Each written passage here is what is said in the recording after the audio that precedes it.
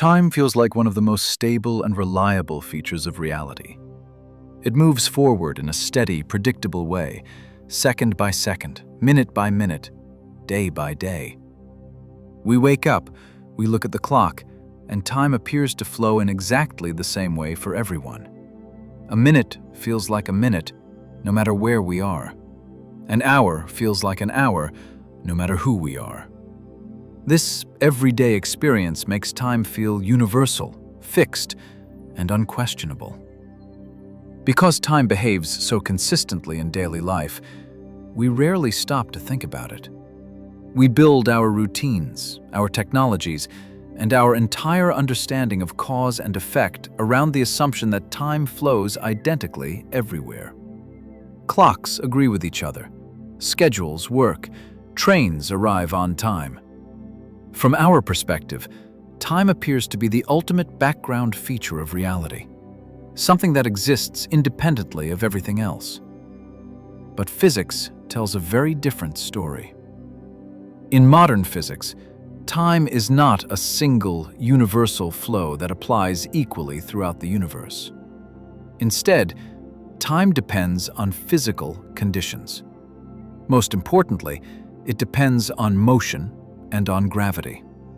This idea challenges our deepest intuitions, because it means that time is not something that simply happens in the same way everywhere. It means that time can pass at different rates for different observers. To understand why this is true, we first need to let go of the idea that time is an invisible, independent clock ticking in the background of reality. Physics shows that time is closely connected to how objects move through space and how mass and energy shape their surroundings. Time is not separate from the physical world. It is woven into it. Consider motion. Imagine two identical clocks that have been carefully synchronized. At the beginning, both clocks show exactly the same time. One clock remains at rest, while the other begins to move at very high speed. According to everyday intuition, both clocks should continue ticking together. Motion, after all, should not affect time itself. Or so it seems. But experiments show that this intuition is wrong. When an object moves through space, it does not simply move through space, it also moves through time.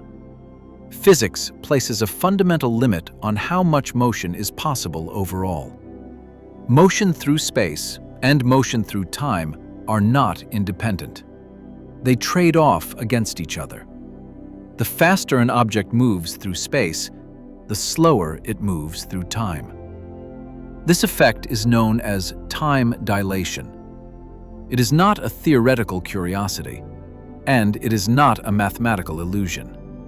It has been measured directly and confirmed repeatedly. Moving clocks really do run more slowly than clocks that remain at rest. The difference is extremely small at everyday speeds, which is why we do not notice it in daily life.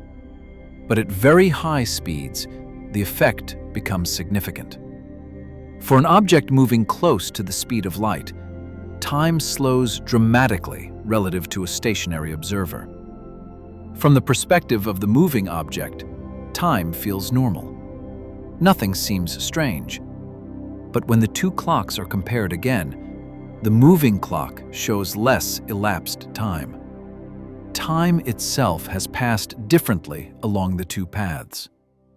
Motion, however, is only one part of the story. Gravity affects time as well.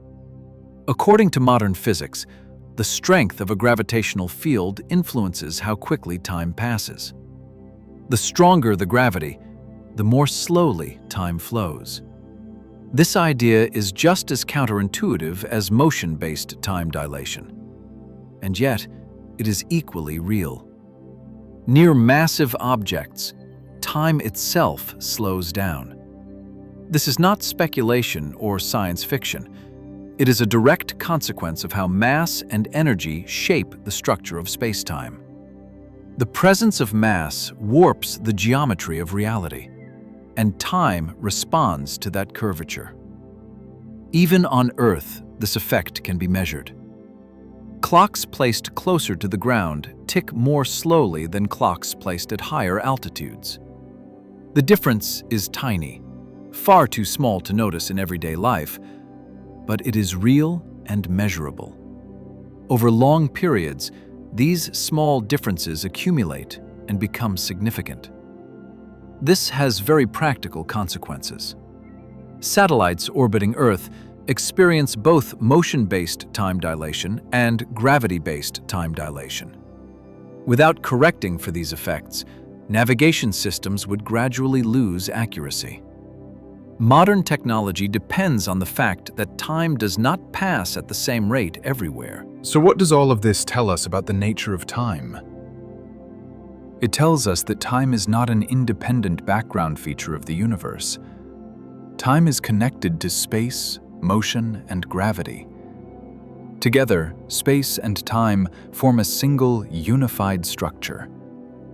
Within this structure, different observers follow different paths, and along each path, time flows in its own way. This leads to one of the most surprising conclusions in modern physics. There is no universal now. Events that appear simultaneous to one observer may not be simultaneous to another observer who is moving differently or located in a different gravitational environment. Each observer has their own version of the present, shaped by their motion and their surroundings. This does not mean that time is an illusion. Time is real, measurable, and physically meaningful. But it is not absolute. It is local.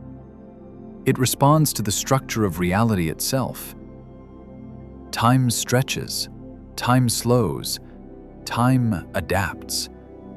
It is not a rigid ruler laid across the universe. It is a dynamic feature of space-time. Time is not absolute.